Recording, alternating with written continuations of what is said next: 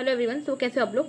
तो ये जो वीडियो मैं बना रही हूँ वो बेसिकली 2027 वाले एस्पिरेंट के लिए बना रही हूँ। नीट 2027 के लिए जो किसी भी कोचिंग में एडमिशन ले लिया जिन्होंने, चाहे वो ऑनलाइन कोचिंग में लिया हो चाहे ऑफलाइन कोचिंग में लिया हो, उस कोचिंग के कैसे आप अच्छे बैच में सेलेक्ट हो सकते हो। मतलब हर एक कोचिंग का अपना एक अलग बैच होता है, जैसे जिसको AIR batch, SRG batch, topper batch के नाम से जानते हैं। जिसको नहीं पता उसके लिए मैं बता दूं और कैसे आप उसमें सेलेक्ट हो सकते हो। तो पहले तो मैं ये क्यों बता रही हूँ, क्योंकि मैं जिस कोचिंग में थी उसकी मैं AIR वाले बैच में सेलेक्ट हुई थी, और तो इसलिए मैं आपको बता रही हूँ कि आप कैसे हो सकते हो एंड उसमें क्या अलग होता है जो नॉर्मल बैचेस में नहीं होता, वो भी मैं बताऊंगी। तो पहला पॉइंट ये कि सेलेक्ट कैसे होंगे। तो मैं ऑनलाइन लिया था मैंने, तो मैं ऑनलाइन कैसे सेलेक्ट होती है मैं ऑनलाइन बताती हूँ, मैं ऑफलाइन भी बताऊँगी। तो पहले मैं ऑनलाइन बताती हूँ कि ऑनलाइन कैसे आप सेलेक्ट हो सकते हो। तो बहुत लोग ऑनलाइन के बारे में पता भी नहीं होता है कि उसमें कुछ ऐसा बैच होता है। तो उसके बारे में मैं आपको बताती हूँ। आप क्या करना, आपके जो भी वीकली टेस्ट हो रहे हैं, ठीक है, स्टार्टिंग से, मतलब आपने जो भी बैच लिया उसके स्टार्टिंग से जितने भी टेस्ट हुए हैं, एक भी टेस्ट मिस नहीं करना है और सारे टेस्ट देने हैं, सारी क्लासेस करनी है, सारी DPP सॉल्व करनी है। और बस आप ऐसे, आप बिना कुछ सोचे कि कोई बैच मिलेगा कहीं, आप हर टेस्ट में अच्छे कर देना और कोशिश करना कि आपके सारे टेस्ट में जो स्कोर है वो 600 प्लस हो। प्लीज़ एक में भी ऐसा ना हो कि 600 से कम हो गए, एक दो में, एक में चलता है, लेकिन आप कोशिश करना अपना कि 600 प्लस हो सारे में आपके स्कोर। एंड स्टार्टिंग में जो टेस्ट होते हैं उसके लेवल भी थोड़ा सा डाउन रहता है।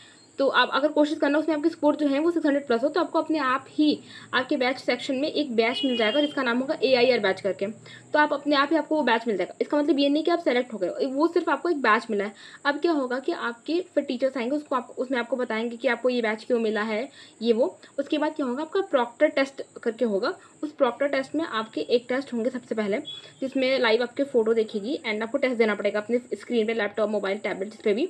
उसके बाद फिर आपका एक लिस्ट आएगा, उस लिस्ट में आपका नाम रहा तो फर्दर टेस्ट के लिए आप एलिजिबल हो जाओगे। अगर आपका नाम नहीं रहा तो वहीं आप रिजेक्ट हो जाओगे। इससे फ़ायदा ये होता है ना, क्योंकि बहुत सारे जो नॉर्मल टेस्ट होते हैं उसमें आप देखोगे कि टॉपर्स जो होते हैं वो 6 सेकंड, 4 सेकंड, मैंने तो बहुत सारे ऐसे टेस्ट दिए थे, उसमें तो मैंने देखा था कि एक एक सेकंड में लोग क्वेश्चन सॉल्व कर रहे हैं। हाउ इज़ इट पॉसिबल, एक सेकंड तो पढ़ने में भी लगता है।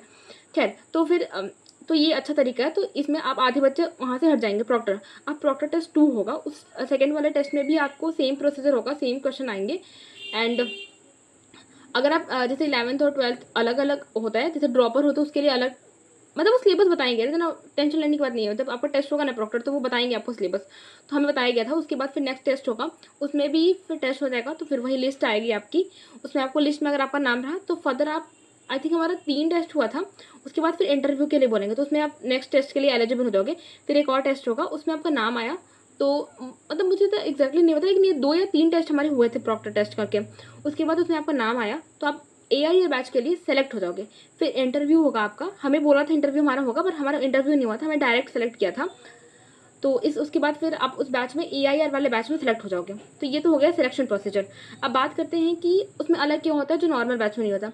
तो अलग ये होता है कि पहला तो ये कि उस बैच में आप टीचर से लाइव इंटरेक्ट कर सकते हो, जो कि नॉर्मल बैच में आप नहीं कर पाते, क्योंकि आपको सिर्फ लेक्चर मिलता है। तो उसमें आपकी जूम मीटिंग में क्लासेस होती हैं, अपने डाउट पूछ सकते हो टीचर से, टीचर आपसे डायरेक्ट कांटेक्ट करते, डायरेक्ट आप बात कर सकते हो और डायरेक्ट वो आपके सारे डाउट भी सॉल्व कर देंगे। अब ये तो हो गई ऑनलाइन वाली बात, ठीक है। तो प्लीज़ अपने प्रॉपर से टेस्ट देना और चीटिंग मत करना, क्योंकि बाद में वो प्रॉक्टर टेस्ट है, अगर आपने चीटिंग से दिया होगा तो अपने आप ही आप हट जाओगे। तो अच्छे से टेस्ट देना डेली और कोशिश करना कि हर टेस्ट में 600 प्लस हो। अब बात करते हैं ऑफलाइन में। तो ऑफलाइन में भी आई थिंक यही प्रोसीजर होता है सेलेक्ट करने का, कि आप अगर अपने टेस्ट में अच्छा, मतलब वो टेस्ट के बेसिस पर ही सेलेक्ट करते हैं।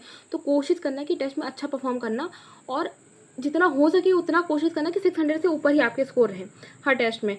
तो वो स्टार्टिंग में ही वो सेलेक्ट करते हैं, तो स्टार्टिंग में ही आप कोशिश करना कि कुछ 600 प्लस स्कोर आए, तो आपको अलग से ही बैच में सेलेक्ट कर दिया जाएगा। तो अब ऑनलाइन में ऐसा, मतलब ऑनलाइन में वो बोलेंगे आप, मतलब ऑनलाइन में भी ऐसे ही होता है और ऑफलाइन में ऐसे ही होता है कि आपके टेस्ट के बेसिस पर आपको सेलेक्ट किया जाता है, और क्लासेस तो आपको डेली करना ही है।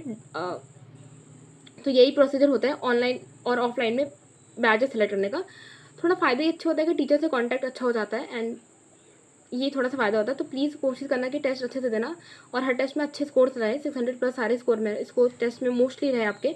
तो आप एक अच्छे बैच में सेलेक्ट हो जाओगे और एक कॉन्फिडेंस भी आपको आएगा। So all the best.